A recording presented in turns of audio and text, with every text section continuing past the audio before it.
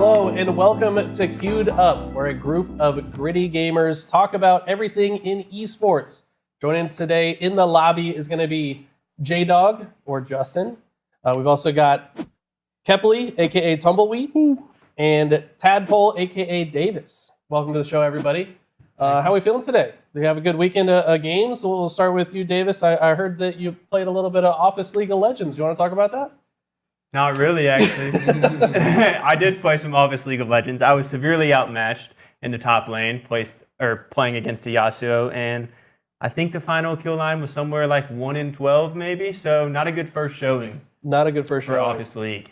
That's okay. He's trying to learn from Boss. So just feed his way to victory. It's also a very typical league experience for beginners, so don't feel like you're alone in that experience. Genius is here. Who'd you pick? Assist me. Yeah. Who was I you was pick? Darius. You're Darius. That's a good matchup, though. Yeah. You should have won that. Yeah, it kind of makes you appreciate So much better than me. how good the pros are at what they do, right? Like once you start to get owned and fumbling over your keyboard.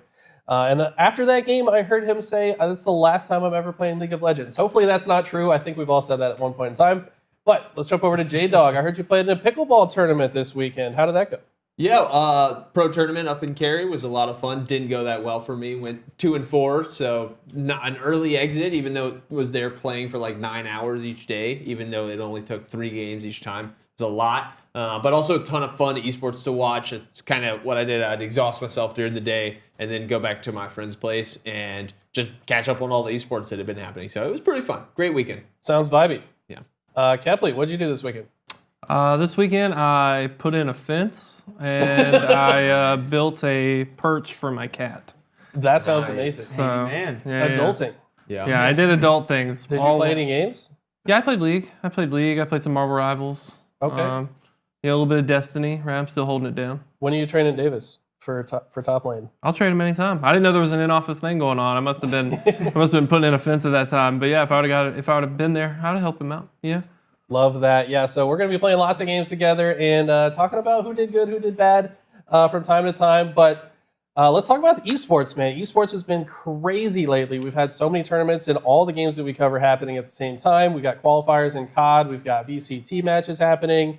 PGL Bucharest just started. But let's jump into Call of Duty first. We had the Major 3 qualifiers kicked off. Last week, you weren't here, Kep, but we talked about our predictions and talked about what was going to go down. One of the big stories of the weekend was Ultra for a few different reasons. They take down FaZe, but they also lose to Boston. Do you want to talk to us about that, Davis? Yeah, so first off, the first series, I want to say I think Toronto Ultra has been playing phenomenal. Ever since last Major, they're really starting to turn things around for them and play really well. And in this series, I think it showed. They played objectively better than FaZe. And I do think, FaZe can come back from some of these majors that they win, and maybe they weren't, on top of their game as much as they could be in this first matchup. So I don't want to take anything away from FaZe losing this, but I do think it shows, true progress for Ultra, and it shows that they're on the right track. Whatever happened against Breach, I don't know. Obviously, there's some claims about having laggy servers and whatnot. But yeah, it did come out with a loss to Breach, so yeah. Yeah, it's unfortunate. We live in an era where online gaming is so important. Like all these qualifiers are online. We all know online gaming is not always perfect. There's a lot of talk about exit lag being used by these players, which is a program that intelligently reroutes your connection to lower your ping, but it can also have negative impacts on other people in the lobby. So kind of controversial right now. You can see the players of Ultra and FaZe kind of going at it on social media. I don't know if we have the tweet ready here to pull up the one that we saw from Joe Deceives. If not, he basically was just complaining about the fact that they were lagging in that match, and they ultimately had to forfeit the last game, which is kind of a bummer. But let's talk about Optic. We got the biggest Optic fanboy in the building back here. Let's go. Self-described Green wall. Optic fanboy. Kepley, how'd you feel about Optic? They had a pretty exciting weekend. I feel like this desk owes me an apology. That's what I feel like. I feel like all this ragging I've been dealing with Optic, And I've been telling you guys that, there's some internal struggles, but it's not like, these are all star-studded players, right? So it's not a surprise that Optic's going to do good. It's not a surprise to see that Shotzi and Hoot get back together and, oh, surprise, surprise, right? We can win things. I will say that I think Skies is probably a little underperforming from what they hope with, right? So if I am going to be criticizing of them, sorry, I can't speak. I've been out for a week. I'm rusty. But overall, man, just happy with their performance. I see that, if we look at Huk and Shotzi, they just shared a 1.02 KD, right? So they're the top performing in that series against the Minnesota Rockers. And that's really the game that mattered, right? Because you're looking at Kenny across the aisle. Again, guys, I've been here for weeks saying Kenny's not washed, right? There's just some team synergy stuff. Kenny's showing he's still here to play 1.26 KD versus Boston Breach, and then he's got a 0.96 versus Optic, which is quite a bit of way up from that 0.3 record he broke. So. Yeah, speaking about Kenny and Rocker, they had check that man's heart monitor because they had 2 Game 5 round 11s, like as close as they could possibly be. Of course, they lose it to Optic in that last round, but they win versus Boston. So that's a big boost to Kenny as well. It looks like he's really comfortable on this new lineup. Love to see that. I'm going to be breaking down the last round of the Optic series a bit later in the episode. But J-Dog, I want to talk to you about Falcons. This was probably the biggest change that we saw. What did you see from the new Falcons roster featuring Pred? Saw a lot of promise. They had some solid firepower there. I think Pred and Xnid really do have the slaying power to compete with a lot of teams. Maybe not the top teams, but I think they can compete with teams. Now they kind of need to figure out how to do all the other stuff, how to build some stability that these people can play with, because I do think that Pred and Xnid are both kind of people who they shine with a little bit of chaos, and that's going to make it more difficult for their other teammates. So someone might need to take the back seat. I don't know what's better there. Is it Xnid? Is it your young star who's looking really solid? Xnid, insane in search, and I think he's really starting to show. He was entering, getting some insane entries into the hill for them, and it looked really good. So I like their play on those maps. Not too confident that they'll win a lot of games and really make it out of the hole that they've been dug by the previous roster. Yeah, starting with 0 points in the qualifiers is tough. And they won some games. They won their first 2 hard points ever, but unfortunately those are the only 2 games that they won over the weekends. That's not going to end in a Series W. They still got the 0 points, unfortunately, but I think you're right. There's a lot of growing room there. Xnid looked insane against Surge. He actually had the best stats on the team against Surge. That was a tough match to run into for your first match as a squad, but I'm excited to see what they can pull together. They might find a win or 2. I don't think it's going to be enough to make champs, but we'll have to see how those guys do.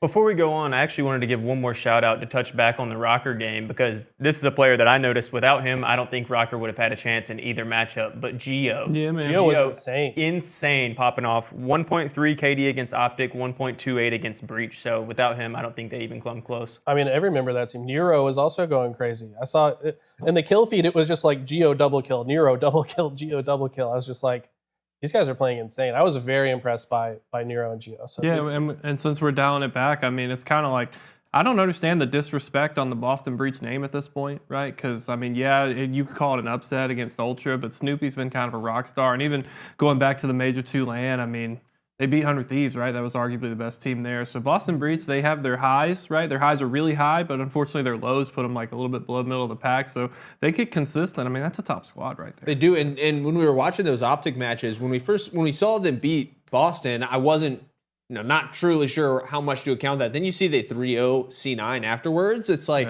everything starts getting put into some weird little context of, oh, if this team's better than this team, but this team is right up there with them, like.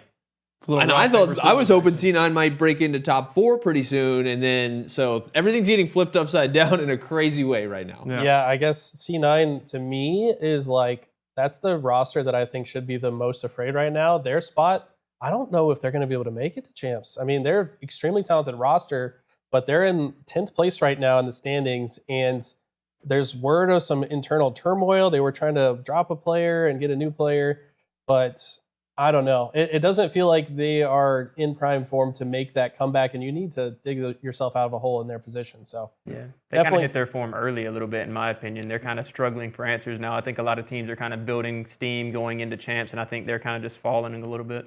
And you look at their schedule, they have no easy matches coming up. So we'll keep an eye on them and everything else that's happening in Call of Duty. We got next weekend. We're going to talk about the matches for next weekend on the Thursday show, so make sure you guys tune in for that. But let's go ahead and move into League of Legends. LTA has a few matches have been happening. There's some teams that are separating themselves from the rest. Interesting first weekend of matches. We saw like the top 4 squads kind of played each other. Bottom 4 squads played each other. J-Dog, I want to start with you. We had a barn burner of a game between Shopify Rebellion and Dignitas. What did you see in that series? Well, so week 1, best of ones. We weren't sure what we were going to be getting into, what the quality of it was going to be. And when we're talking Shopify versus Dignitas, we're talking potential bottom teams down here in the LTA. So the quality, questionable, but the length and the excitement of that game was unrivaled, really. Like, there was a lot of very high quality matches across the world internationally, but in LTA we had our perfect little spice, our perfect little blend of just chaos and unruliness. A lot of mistakes by a lot of players, but it was so exciting. I love hearing the casters really freak out for 50 minutes straight. Captain Flowers for 50 minutes straight is unreal. So I mean, 50 minutes, that's a best of one that goes longer than some best of threes, like for sure. So you kind of get the best of 3 experience just watching that one game. So definitely go back and watch that one. And in Kepley, we saw FlyQuest is a team that you were talking to us a lot about, said that they have a lot of upside. They 2-0 Liquid and Disguised, or they start their series, 2-0 against both teams. Talk to me about that team. Yeah, I know we talked a few weeks back about, first stand, would we see Liquid go back again? I argued that I didn't think Liquid should be there in the first place. To me, FlyQuest is the best team in North America. The problem with FlyQuest is that they let their ego show, and they have a lot of fun against bad teams. So when you look at how they went against Disguised, right? Disguised is probably the worst team unanimously in the league right now. No disrespect to those guys, it's just performance, right? But I think Blippo and them, they're going to have a little bit of fun against this guy, so that's why that game gets chaotic, and that's what makes them lose matches against like Liquid or 100 Thieves, these more consistent teams. Even Lion is starting to enter that picture a little bit. So Blippo, I mean, we got a fun pick out of him. We got York, 5, 4, and 8 on that, so that's kind of the hot pick right now. York getting some buffs recently. We love to see that. But all around the board, I mean, Masu, he was consistent on his Varus pick. He looked good. Busio is phenomenal, right, as a support player. That whole roster is just star-studded, so I'm not really surprised to see them go 2-0, but at the same time, I got worried they were going to lose to Disguise there in that game for a little bit. Yeah, well, and, Blippo was talking so much about doubting their position within the top 4. They said he were probably the 4th place team, and so then to come out to beat TL, they looked really solid. Inspired looked really good on the Xinjiao.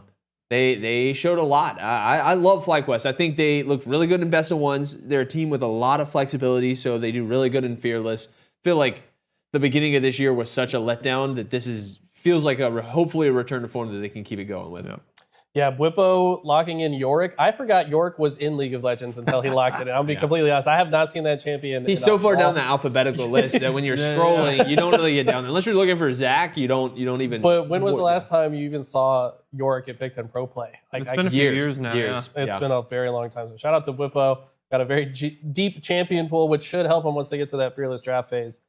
Yeah, but that's the good thing about League is he doesn't have that. Like, he doesn't play Yorick, but Blippo is a player who's really known for, I want to do this fun pick, so he'll go and find the one-trick pony on the leaderboard and just get him in a Discord call, right? And it's like, hey, learn it. Yeah, I want you to tell me what to do here. What are the ins and outs of this champ? Yorick, right? It's a very small change, makes a big difference in a champ like that.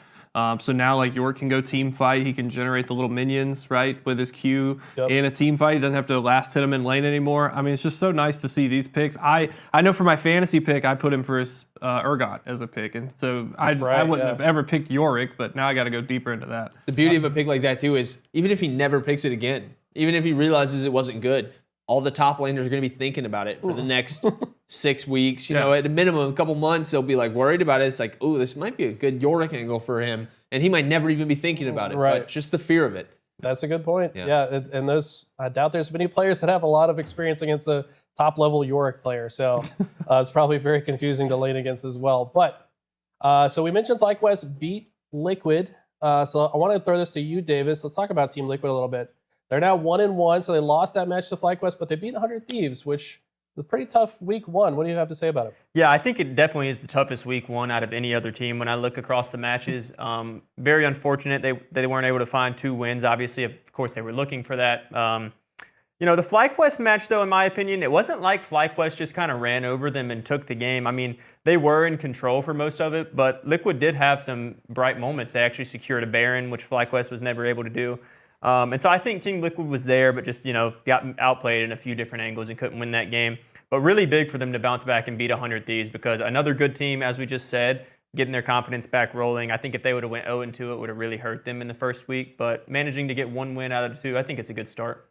Yeah, and that's the story of that rivalry. I mean, the rivalry is a term that's overused in League, but it really fits here with Liquid and 100 Thieves, because ever since 100 Thieves has entered the League, right? I mean, Team Liquid has just been the bane of their existence. So you saw, even with this game, it's the same old, 100 Thieves. Player for player, I think is just better around the board. But something happens around that mid game, and 100 Thieves just completely drop off and lose control of the game, and Team Liquid will snowball it to a win. So it's kind of that same story there. I really think TL should have went 0-2, and I just hope 100 Thieves can find a way to get that thorn out of their side and start conquering TL a little bit more consistently. Another thing I was going to say, too, because he's actually on my fantasy team, and I talked about him last week for my favorite pick, Impact. I was very disappointed in Impact this week, especially in the first game. I feel like if Impact would have played better in the game against FlyQuest, they would have been able to win that game. But I mean, his finishing KD was 3-8-1, so he was resembling me in League. Yeah, and you don't expect that from Impact. Like, Right. he's not always he's not gonna carry the game and put up 15 kills, but you expect him to be involved in more than 4. You expect him to contribute more to a team fight than that, and he's the rock that you can always depend on in the top lane. And when you don't have that, it's not going to look good for them. I mean, they have a lot of skill players. Yawn is really good, did look really good with that goal. I feel like anytime TL gets gold onto Yawn and a few kills, and he can really establish himself in the game, really good at carrying it through to a victory. But they need a little more from Impact. And I do like the way this first week has kind of turned out with these top 4. It seems pretty competitive. 100 Thieves takes down C9. Everybody's really split. FlyQuest 2-0, but they had an easy matchup in one of those. So an even placement round, I think, is pretty good start to the LTA for us. Yeah, and keep in mind, these are just the placement stages, so not a crazy amount on the line. This is just going to decide which pool they end up in once we get to the Fearless Best of Threes. I'm looking forward to that. The action's getting exciting in the LTA North, but I want to talk about the LTA South real quick, because here at the office, we were saying that Isurus Estral was by far the best team in LTA South. They're starting 0-2. What's been going on with that, J-Dog? They just did not show up. They completely did not have a plan in their games. Everything fell apart. They started, 0-2 to start the season. If you are like me and you thought, man, Jose Diodo might get a pop-off win and give me a ton of points in fantasy, and you put him on your roster, you're a little bit SOL. So my roster is towards the bottom of our fantasy league because of that. So Jose, he's not my Diodo, unfortunately. Isurus let me down, but I'm hoping they'll be able to turn it around. I do really think they are the best team from the South. They're the only team that looked remotely competitive, and I think they just had a bad start to the season. Once things get fully going, they have enough games to really create that distance and establish themselves as a top team again. I think I'll get some points on the backside. Yeah, I think it's just interesting to see this region, LTA South, and even LTA North to a degree, because that was one of the big problems with Split 1.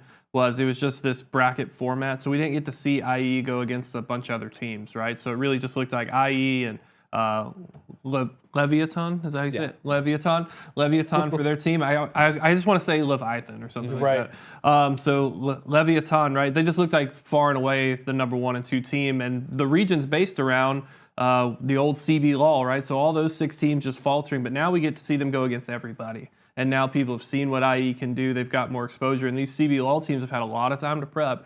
So I'm interested to see how LTA South does evolve and does grow, because they were the only team, i.e. they took 1 game off of Liquid, which again speaks to my hate of Liquid, right? I'm a Liquid hater a little bit. But, just their inconsistencies. But I can't wait to see how they match up later down the road at MSI. And I think I also love the addition of fantasy, because I really think it's going to get people to care about the South. I really, anecdotally about around our office, we haven't been talking that much about LTA South, but as soon as that fantasy got put on this show and some of our other shows, and everybody started seeing, who's the top team? It's got all LTA South players, 4 of them from Vivo, the purple team. People started to be like, okay, hang on, we'll keep an eye on the LTA South schedule and maybe plan our picks around that. So this little integration could be an awesome way to really start getting things going between the North and the South. I agree. That used to, I'm I'm sidebarring for just a moment here, but it's so worth it because that's what I used to do with my best buddies back in the day, right? Is we would just do the old fantasy, and that's how I got them into more of like the LEC or whatever it was called back then. And then we'd see Alliance, and I'm just thinking back to when Reckless and Bwippo, when he joins with Fnatic, and all these players that I've learned and carried on through the years. Fantasy just feels like such a integral piece to that. So that's just a great point to call. It's a gateway drug. Yeah. On that note, yeah, if you guys want to sign up, the website is live, ltafantasy.com. We all made our teams. I'll just go ahead and call it out. Tumbleweed right now is in the number 1 spot.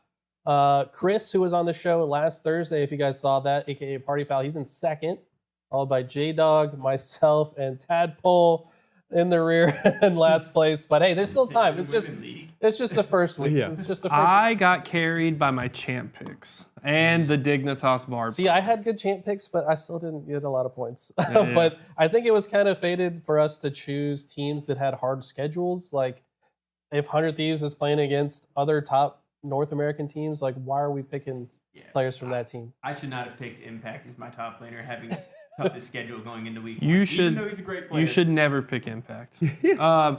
I will say this. I'm just telling you guys right now. My strat is easy. I'm picking no players from LTA South. LTA North only. Okay. I'm giving myself the handicap because I consider LTA South free points. Free points. So- If you look at it like that, that makes sense. Because Jose Diodo did let me down. He got me 3 points, but I had Trimby from Vivo as my support, one of the EU supports playing down in LTA South, and he got me like 28 points. So it really was a coin flip. So, if you think Jose Diodo is normally going to be an expected one, I could see that being free points. Yeah. And you're valid. Maybe we'll put in some rules. Maybe we'll make it a Oh no, this is just my ownership. I gotta make it fair for you Sure, guys. sure, sure. And also, maybe we could do some variants on our fantasy league. We do a North-only league and a all-regional league. Yeah. Too much work? We'll figure that out later, Yeah. guys. Let's Throw it in the move on. workshop. All right, so that's going to wrap up League of Legends. Let's go ahead and talk some Counter-Strike. PGL Bucharest has started. There's already been some matches played, but more than just that, there's some big news brewing in Counter-Strike. Monacy, the young opper who's been taking Counter-Strike by storm, has allegedly been offered a deal to join Falcons. Davis, what's there to talk about with this? Yeah, so we talked about it a little bit last week, whether or not we thought Monacy was ready to leave G2, if it was time. Clearly, that has been decided it is time. Falcons come in, buy out Monacy. Not sure exactly what the number is, but I'm sure there's a hefty price tag attached to that name. Multi-million. I know that. I've seen multi-million on HLTV and rumored to be potentially the biggest transfer ever done in Counter-Strike history. I think people have said it's also potentially more than Aurora purchased that Eternal Fire roster for, which we're going to talk about later, but that's crazy that one player might be worth more than a top 5 team as a whole. So Yeah, crazy. that is the craziest stat I've ever heard right there. But anyway, talking about kind of more just G2 versus Falcons, I think it's a little bit weird because you see Falcons entering their 2 matches so far in this Bucharest. They have gone 0-2 and honestly haven't looked convincing at all. They've been smacked by both teams they played. And G2 wins both matches. So they're 2-0. Monacy is currently playing with G2 still on this roster. So really weird spot to be in my opinion. Playing with a team that you've been with and you guys are 2-0, really have a chance to win this tournament too with the other teams that are there. And the team that you're about to go to is 0-2 and it's not looking good. It becomes the elephant in the room amongst your teammates too, though. It's like at some point later in the tournament, they're going to be, I don't know, it's like hard to really lock in when you know your teammate's about to jump ship for what sounds like a really big paycheck. I mean, how old is Monacy? Like 18 years old? What's that kid going to do with that much money? It's like Whatever you want. I mean, it's at this rate, he's looking to retire by the time he's 25. Like, I don't blame him. Falcons, are they just buying all the biggest super teams in every esport? It feels like in the last few years we've seen it. They've got teams in literally everything. We got Apex Legends, they got the best team. Now they're trying to form super teams in Call of Duty and Counter-Strike. They're having a tough time at it, but This team looks good, though. I mean, I do think that this will potentially be like a super team. I think they have the ability to probably regularly compete with, a Spirit and a Mouse. I'm more skeptical when we talk about regularly competing with a Vitality, but I think Nico and Monacy are a very, very powerful team to have on the server in favor of you, and the rest of the pieces can kind of do their job. So Falcons has high upside. I think they've built a good roster here. I consider this the big win for G2, honestly, because if G2 was going to lose him anyway, right? He's already bargaining. His contract's up soon, so you were trying to be in the bidding war anyway. It reached too high, so now you've just driven up your own market price, right? So is Mondesi actually worth that much? I mean, I don't know if any player other than Donk is arguably worth that much. So we'll see how it plays out. Yeah, the initial rumors were that Falcons wanted him, but he declined it, and then also that G2 wasn't going to be willing to sell him. So I think you're right. Maybe just the fact that they were like, no, we don't want to get rid of him until they jacked up the price and that royal family money starts coming in. They're like, okay, now we can maybe give him up. So now they can invest in a very good opera as well with that extra cash. Yeah, exactly. Now they got a lot of money, can make some moves and improve themselves. Yeah, and apparently that person that they're investing in is another opera. His name is Hades. He's coming from Monty is the team name, if I'm recalling correctly. So he actually just announced his departure from that team today. Wow. On the 7th. So rumors are all lining up. So I think we'll start to see that take place as we get closer to the major. Things are moving quickly. Now, we briefly mentioned it before. Unfortunately, Turkish organization Eternal Fire deciding to, I think, completely halt their operations. So the team formerly known as Eternal Fire now going to be going as Aurora. That's the team of Xantares, Woxic, Wicadia. What have you seen about this one, J-Dog?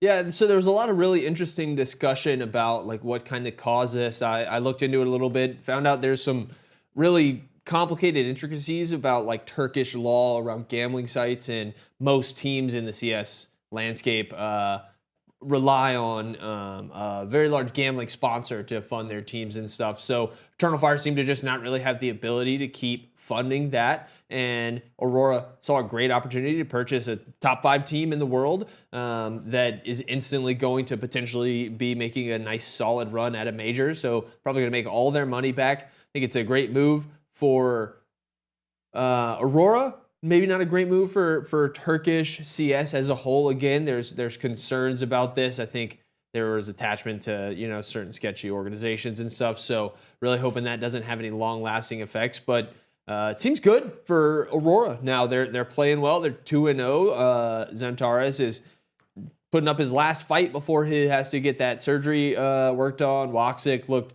really, really good. I predicted last week that Eternal Fire was my pick to make a deep run here. I'm gonna have to change the name, but I'll stick with it, and it looked pretty good.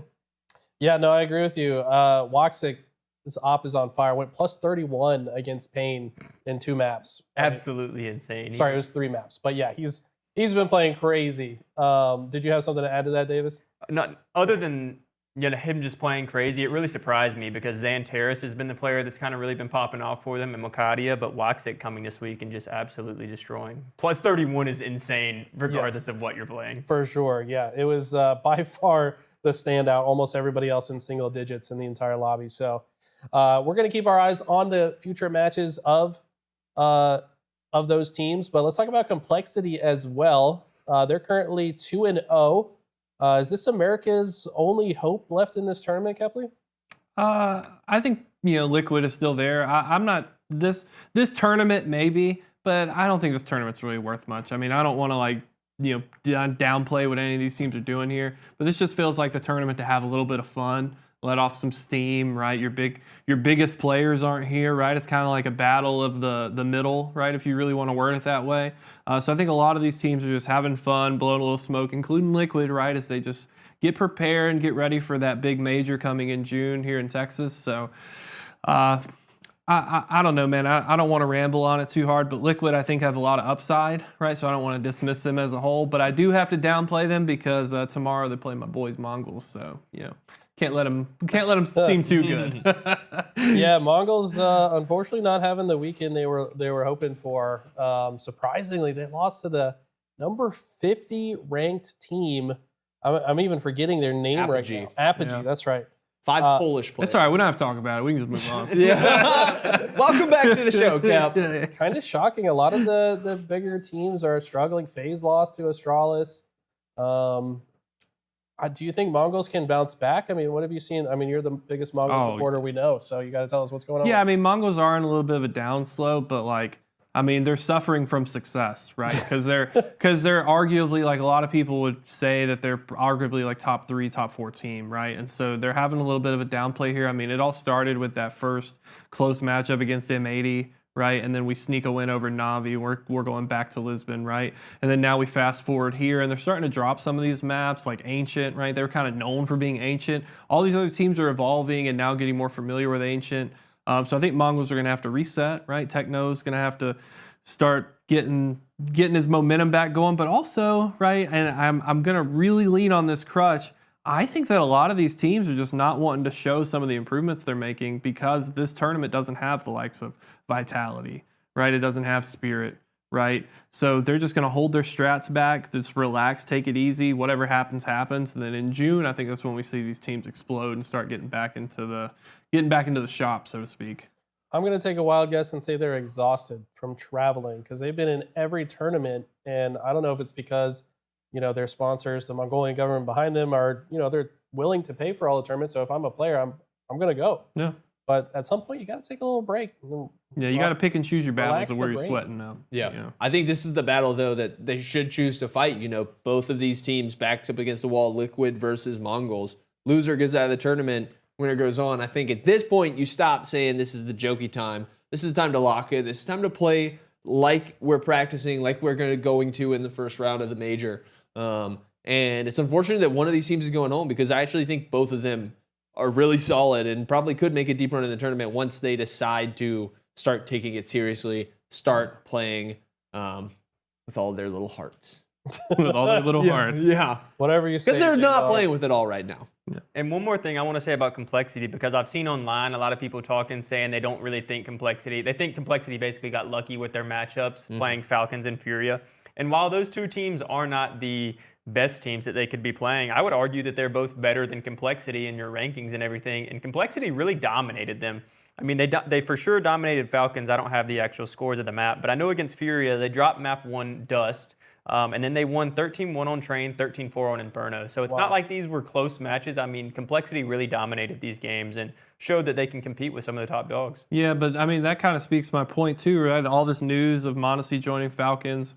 Falcons is here in this tournament. I mean, Mondesi's not here yet, right? So, like, imagine being a player on that team, especially, I don't even remember the guy's name is getting replaced, right? Dexter. Like, yeah, you're not going to try your best. I mean, like, maybe if you want to make a good impression for another team, but you're already checked out of the Falcons. You're looking for your next home, right? So, I don't know. I think that kind of speaks to the nature of this tournament because if this mattered, like, Falcons are finalizing Mondesi. They're getting Mondesi on board, and they're wanting to perform. I do agree with that. Yeah, we did see some salty remarks from Dexter on social media about the whole situation. So, yeah, you're probably right. I think he's might already be a little checked out and might not be giving his best effort to get a win for Falcons. But that's going to do it for the Counter-Strike section here. Let's jump into some Valorant. So I'll just briefly touch on the fact that a couple of surprises. 100 Thieves almost lost to Loud, and Loud's been struggling. They lost to 2G in pretty disastrous fashion. They were expected to completely demolish them. People were expecting a 26-0, like Loud wouldn't lose a single round, and they lost to 2G. And then 100 Thieves almost loses to them. So then you start to like play circular logic in your head. So does that mean that 100 Thieves is also struggling? And then we also see Sentinels. They took an easy win against EG. Nothing to really highlight there. But the one match that we did want to focus on is MIBR versus C9. This was a crazy one. Davis, what did you see in that? Yeah, MIBR really bounced back after their loss to G2 last week. I think it was much needed for them to, solidify themselves in their group. They also slowed down C9's Train. They were undefeated leading into this match. I want to talk about Aspas because it's a player I talked about, I think it was maybe 2 weeks ago, the player that I think he's the best player in Valorant, and I always have, or not always, but for the last few years, I think he has been. And I think he showed it here. Cortesia, I'm not sure how you say his name, also on MIBR. I think he had a great series as well. I also was very impressed, though, with Cloud9 because I really did have MIBR coming in and winning this series, but I was very impressed with how Oxy was able to play Duelist for C9. It was a great series. I think C9 honestly had plenty of opportunities to close out the series. They didn't, and MIBR capitalized, and they ended up winning. Well, yeah, you just described Cloud9 historically, right? I mean, that's literally Cloud9. We almost could have done it. We dropped the ball at the end, right? And that's every been esport. that's been the story of this team, especially in Valorant, right? And so MIBR, I mean, Cloud9 looks so good, right? So you come in, I expected them to close out 3-0, but MIBR, again, like we finally saw, everyone was asking, right? My buddy Pat in production, right? The whole time he's saying, like, when's Cloud9 going to show up, right? To him, they showed up finally, right? Because this Cloud9's been playing so good, playing flawless, upsetting all these teams. That wasn't the Cloud9 we're used to. Now we're seeing Cloud9 slip back to their old ways. Yeah, and they definitely had, like you said, their chances. Chances plural. Like, I really think they could have won this 2-0 or 2-1. Lotus looked really good, 13-15. It's a good final score, getting up there, but not being able to close it out and keep MIBR away from Haven was a bit rough. Haven seemed reachable as well. They didn't feel like blowouts. It just wasn't enough. I agree, the whole Oxy and Aspis battle, those two facing off with the duelists looked really dope. And it was a pretty solid Valorant. I enjoyed what we were seeing there. I can't wait to see MIBR maybe take on some of those other top teams and hopefully C9 keep that level that they've shown us last week instead of a downward trend that could be going in a bad direction. But I think it's good. We're C9 fans here across every esport.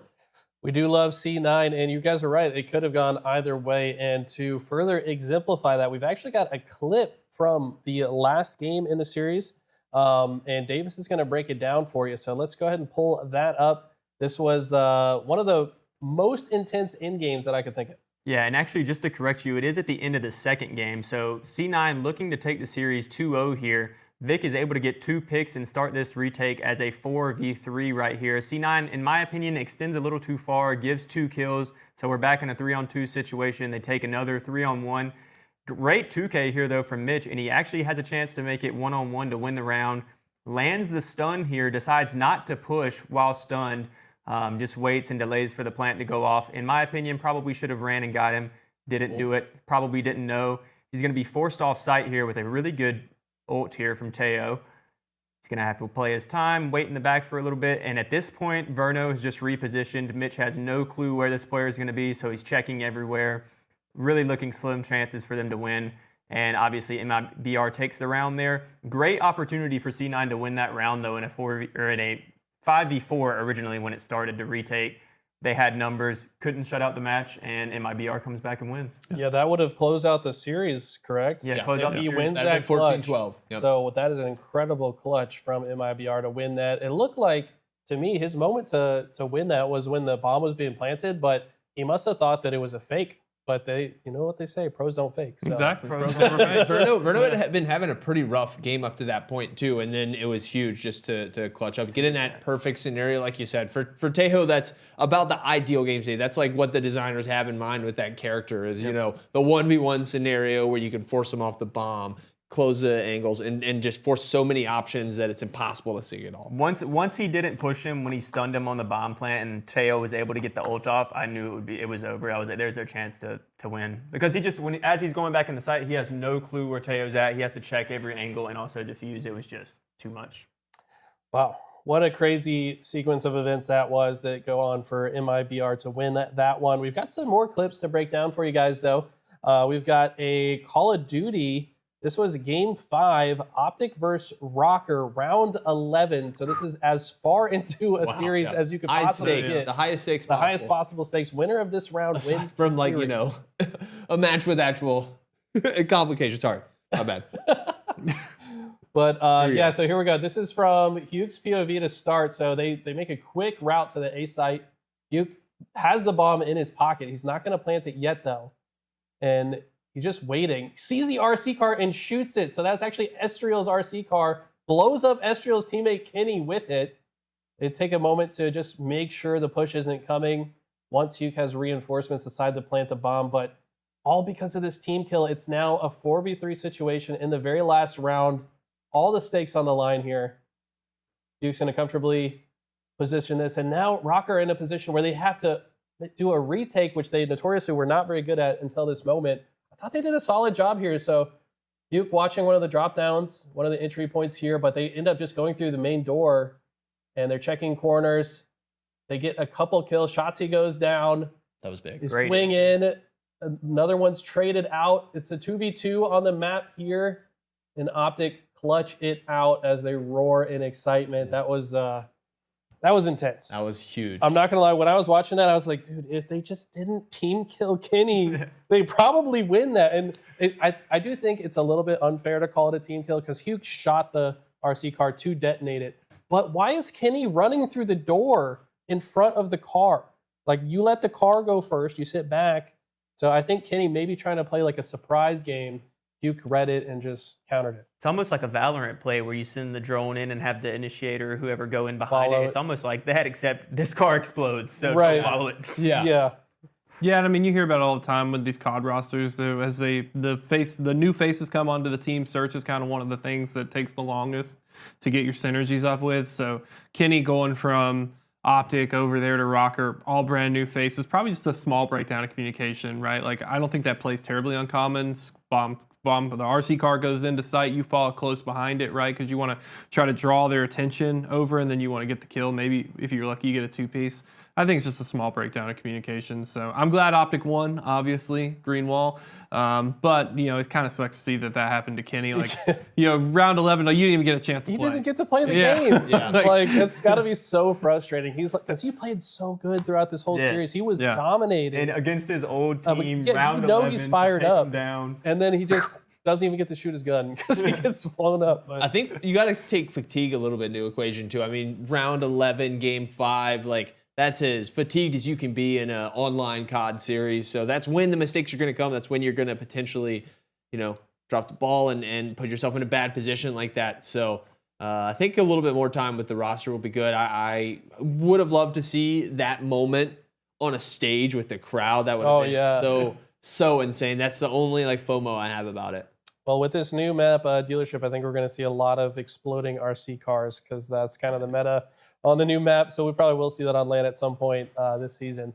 But we've got a League of Legends clip queued up for you guys. This is going to be between BLG and IG in the LPL. J-Dog's going to walk us through this one. I think this was a crazy Ezreal play. Yeah, so this is the game-deciding team fight towards the end of this match. Both of these teams are 1-0 in this stage of the LPL. They have a very long process, so just know there's a lot to go, but these are two top teams. They engage over here onto this Vi, and then here comes Rookie on the Talia, completely ints to start this fight off, fully dies for no reason, and BLG on the blue down here, Elk uses a lot of his summoners to get away here on the Ezreal, and this is just going to be a marathon of a team fight. There's going to be a lot of action across all of it, but BLG, they know they have to fight. They can't back off. Elder is spawning. Huge fight right here. One falls. Ben's left over here. All of IG commits for there, but they leave Gala, the MF, over here. Gets jumped on, flashed on by the Ezreal. They completely reposition for this team fight. Capitalize on the GA res. MF dies to the red buff. Nah, he's fancy. And then the top laner comes back. This was just the most insane team fight. The huge win. They go back, they get Elder, then they go and they get the Baron. A little bit later on this, they pop up the little graph that shows team fight damage. I think it's after the full replay comes back, so we probably won't get it. But there was 18,000 damage done by Elk there on the Ezreal, which is just an absurd number. I mean, compared to all the other players on his team, with the fact that, his mid laner fully ints to start that off. He has to clutch up and win the game. It was so insane. I think actually as they come into this Baron, we'll get back into the highlight. I actually want to get you guys some of your opinions on seeing this because I just thought it was such a roller coaster of emotions. As a former Ezreal player myself, that is insane. I want to see his APM. Like, how many buttons did this man just click? Nonstop Qs and Ws flying out, Eing forward, flashing forward. Bye, Rookie. He Look has how stopwatch. fast He the gets ult came charmed. back. He gets charmed so he can't activate This his man stopwatch has so there. much ability haste because he ulted right there and he ult again here. But if he hits his Q, the seconds go passive. down. Yeah, his passive for his ult. So he's just farming his ult right here back. And really, this reposition right I'm here. Ezreal main. when he moves into the red buff right here along with his jungler, Yes, there. And then they jump over right here. 2 hypermobile characters, the Vi and the Ezreal. They're able to jump on MF, who has nothing but movement speed. Oh, And then IG just tries to save the classic timing on IG move. the next ult after the stopwatch, or the res, I mean. Yeah, and then we come out of the highlight. There's that graph, 18,000. Look at how big that bar is Oh compared to my everybody else in the game. It's so crazy. Towering over the lobby. Yeah. Wow. I know that there's a lot of like learning about League and all the different regions that we have going on, all of our different shows, and it's hard to watch them. And the LPL is just like crazy unknown variable that is hard to watch. And I felt like that clip encapsulates it so well. The int and the amazing plays that go hand in hand. Yeah. Wow. 18,000 damage in a fight is insane. There's Yeah. people that play a whole game and don't have 18,000 damage. That Yeah, was there's me. people on this I desk played- right now. I played 2 games the other day and didn't have that much. And he got it in a single fight. That's a lot of landed Qs. He's also full build though, so he's gonna do. He's chunking. He was chunking. That's true. Wow, great League of Legends clip. We've also got a fun Counter-Strike clip. Well, it was fun for their opponents and everybody watching, but maybe not the player it happened to. Let's pull this one up. Big complexity clip here. Yeah, Complexity versus Furia. If you guys were watching this, break this down. I was watching it. So Furia actually, this is to win the first map right here. This is map 1. So to take map 1, they're defusing. They're all laughing. Guy, 4th person from the left right here, takes his headset off, hits his keyboard, stops him from defusing. And he has to retry defusing. And No. You gotta hold the button down, man. You gotta defuse the bomb. good thing for Furia, though. They Yeah. would go on to win this map in the next round, eventually losing, though, the series to Complexity 2-1. That is rough. Yeah. And that has to be an awkward moment in comms after. As I'm a former defusing- coach, I would have a hard time controlling myself at that. So we lost You a can round. almost see the coach behind the desk there. He was like, what just happened? What It's did like you the Summit 1G clip where he thinks they won the round, but then he walks over the Molotov and stumbles over and they lose the round instead. We see it in Smash too. People celebrating too early because they think their KO move is going to work, and then they have to sit back down and keep playing. So probably a bit awkward moment, but at least they went on to win it. So not too bad. No harm, no foul. No consequences. No consequences. Yeah. Exactly. If it was, if they ended There up were losing probably because some. of that, His that would coach, be his insane. coach probably implied some consequences later. Right, right. There was probably some mandatory DM hours, or I don't even. You just Please keep your headset defuse. on. Yeah, defuse 1,000 bombs. Yeah, it's like Bart Simpson writing his name on the board Yeah, 1,000 yeah. times, but instead he's just got to defuse the bomb on repeat for the whole night. That's yeah. I mean, well, that is one of those mistakes you're only cool with once. That's true. 100%. If it ended up with them losing, that would have been a legendary moment in esports history for sure. But that's going to wrap it up for our VOD review segment. Let us know what you guys thought of it. It's a new thing that we're trying out here on Queued Up. Hope to do that in future episodes as well. But last segment here, we're going to talk about where we drop in, boys. Let's talk about some things that we're either excited about or maybe some highlights from last weekend that you think are worth going back and revisiting. I'll go ahead and start with mine. I think that Rocker versus Boston Breach was another Game 5, Round 11 match. You got to watch the whole thing. You probably already know who won it, but it's still worth a rewatch. Both teams fighting so hard to the bitter end. That is definitely one to watch out for. J-Dog, what do you got for us? I'm going to be looking at the LTA and the LEC for League. We've got some really good matches. The one we shouted out earlier, SR versus Dignitas, Shopify Rebellion, the 50-minute low elo banger. That one is definitely one to rewatch. I'll also throw out C9 and 100 Thieves. I thought that was a really high quality. We got to see Riven versus Gwen in the top lane. Riven for Sniper. Dope pick. And then in the LEC, it was definitely the 3-game K-Corp versus Fnatic. I predicted it last week that the Kings of Inconsistency, they drop a map, they drop a series to the teams you don't expect, and then they beat the teams that you also wouldn't expect. I know that Chris, sitting in your seat, Kepley, just for some context, made the great piece of analysis that K-Corp should destroy Fnatic, and I was like, that is true, but you can't predict what the Fnatic, the former Kings of Europe, will ever do. So yeah, go back and watch that one. It was wild. European League thrives on chaos, and they continually deliver it at week in and week out. Kepley, what do you got for us? Well, I won't dig too much on that, but Chris, never doubt Fnatic or G2. Casey shouldn't have been at first stand anyway. But looking at Counter-Strike, I'm going to look ahead. So tomorrow/today, depending on when you see this, Mongols versus Team Liquid. I think it's do or die for those teams in this tournament right here. Hopefully Mongols can bounce back, and TL, they're looking to make a statement with their newest player, whose name I literally just blanked on. But they last met back in Lisbon, and Mongols did get the better of them 2-0. So we'll see how it turns out this next time. This is definitely a back against the wall moment for both teams to continue in this one. So Nasty fight. Nasty fight in the bottom of the trash can. It's gonna be. Don't a good ever one. say that about Mongols. Sorry. Don't ever say that. All right. Win this one, and then they're not in the bottom anymore. They got to prove who's. It's a very short stay at the bottom of the They're trash can. still like ranked number 7 in the world. Okay. Yeah. can move to the top of the trash. All right, And then maybe out of it. The sky's the limit.